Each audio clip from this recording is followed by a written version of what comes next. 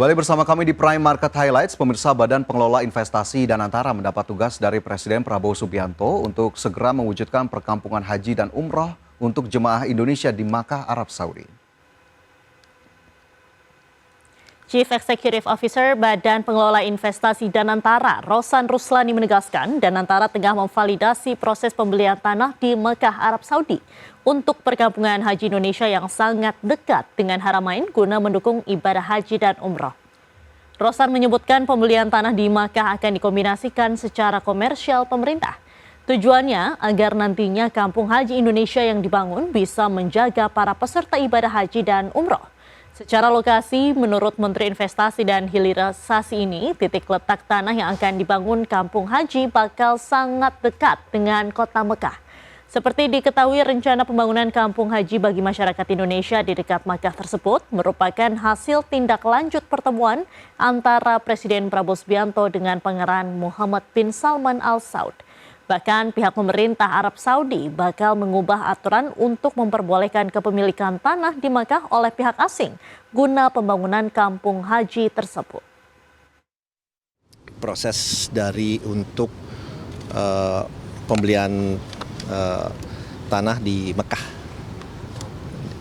karena itu akan melalui proses yang sudah dimulai prosesnya oleh Royal Commission of Mekah.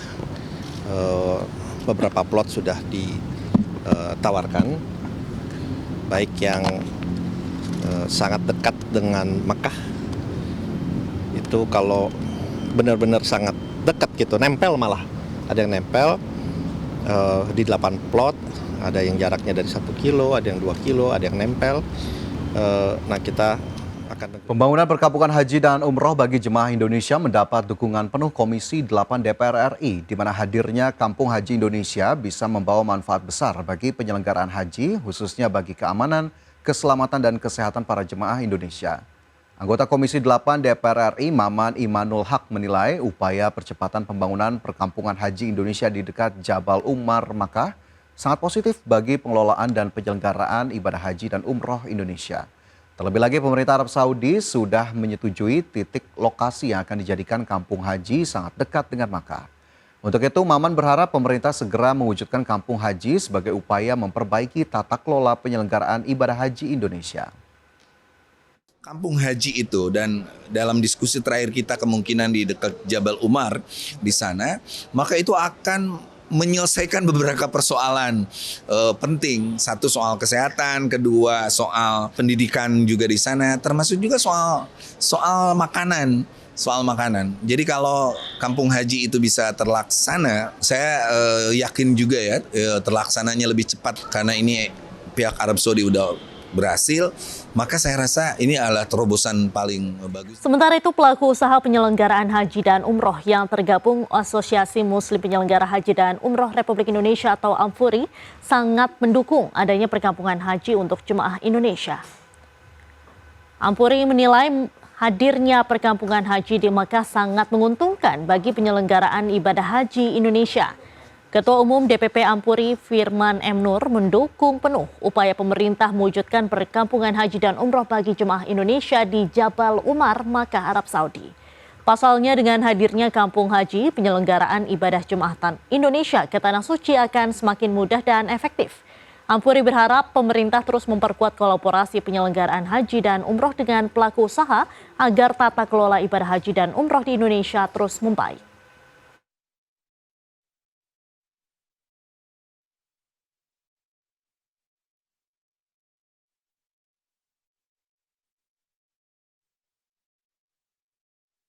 Ya, dari informasi soal kampung haji, pemirsa, kita bergeser ke informasi lainnya yang datang dari Kementerian Perhubungan yang menegaskan stasiun karet tidak akan ditutup, melainkan diintegrasikan dengan stasiun BNI City.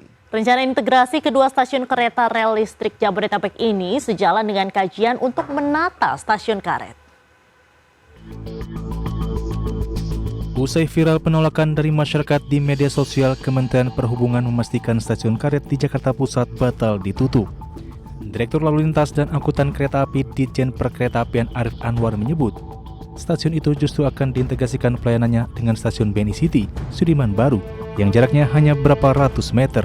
rencana ini menjadi bagian dari pengembangan sistem transportasi terintegrasi di kawasan pusat kota. Meski demikian, Arief menyebut rencana tersebut masih dalam tahap kajian dan belum ada jadwal pasti kapan akan mulai diberlakukan. Sejumlah persiapan infrastruktur telah dimulai, terutama di stasiun BNI City yang akan menampung pelayanan gabungan tersebut. Pertama mungkin mengintegrasikan stasiun karet dengan BNI City, kemudian tahap selanjutnya akan mulai mengembangkan atau menata kawasan di sekitarnya gitu ya kan, terkait juga nanti tentunya dengan moda jalan dan sebagainya. Nah ini yang akan dilakukan. Jadi sekali lagi kami luruskan, bukan ditutup stasiun karetnya, tetapi kami integrasikan layanannya dengan stasiun BNI City. Adapun tahapan rencana penggabungan ini akan dilakukan bertahap, dimulai dari integrasi layanan antara stasiun karet dan BNI City, lalu dilanjutkan dengan penataan kawasan sekitar stasiun. Dari Jakarta, Riki Anwardi, Tim Liputan iDaction. Ya, soal informasi tadi begitu ya Diandra, keputusan terkait dengan stasiun karet yang batal ditutup meskipun memang ini sudah disebutkan hasil kajian, tapi memang kalau kita lihat ini peta dari stasiun karet, Sudirman, BNI City memang dekat-dekat ya, jadi mungkin ada ketidakefektifan di sana. Betul, tapi kalau misalnya kita lihat juga masyarakat ini banyak yang komplain karena kalau lewat stasiun karet ini ada rel kereta, terus juga orang-orang ini pada numpuk, banyak orang dagang juga, ini bikin kemacetannya sangat parah di kawasan itu. Oke, jadi memang akhirnya kita lihat bagaimana kemudian nanti keputusan akhirnya, semoga kajiannya bisa kemudian komprehensif, memikirkan berbagai sisi, berbagai pihak, dan lagi-lagi semoga pengguna transportasi umum maksud kami, ataupun publik, ini tetap diuntungkan begitu ya, agar kemudian ada opsi-opsi dari stasiun-stasiun yang memang sudah disediakan oleh pemerintah ataupun dari PT KRL Komuter Indonesia. Kita ke informasi lain, pemirsa, Direktorat Jenderal Pajak menggandeng Ditjen Kependudukan dan Pencatatan Sipil untuk integrasi data administrasi. Langkah kerjasama ini dilakukan untuk mendorong peningkatan pelayanan dan penerimaan perpajakan ke depan.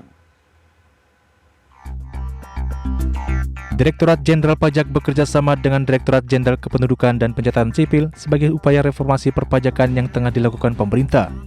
Ditjen Pajak Bimo Wijianto mengungkapkan kerjasama tersebut dilakukan untuk memperkuat tata kelola administrasi dan meningkatkan efektivitas layanan publik. Ditjen Pajak menilai penguatan basis data melalui sistem Cortex sangat penting untuk mewujudkan sistem perpajakan yang lebih akurat dan efisien. Nantinya kerjasama ini mencakup validasi nomor induk kependudukan, pemutakhiran data kependudukan, serta penerapan teknologi pengenalan wajah untuk mendukung pengawasan dan pelayanan perpajakan. Dengan semua kementerian lembaga sebenarnya interoperability, kemudian integrasi data itu kita lakukan terus-menerus sehingga pelayanan publik itu menjadi semakin cepat, semakin pasti, semakin murah, katakanlah begitu. Jadi di luar itu memang setiap 3 tahun sekali itu kami perbarui, kemarin kita perpanjangan 5 tahun sekali ya. Jadi ini yang merupakan nota kesepahaman dan juga perjanjian kerjasama yang memang betul secara ongoing, periodically kita revisi dan kita kembangkan. Dukungan penuh terhadap pemanfaatan data kependudukan oleh Ditjen Pajak diharapkan dapat dimanfaatkan untuk berbagai kepentingan strategis.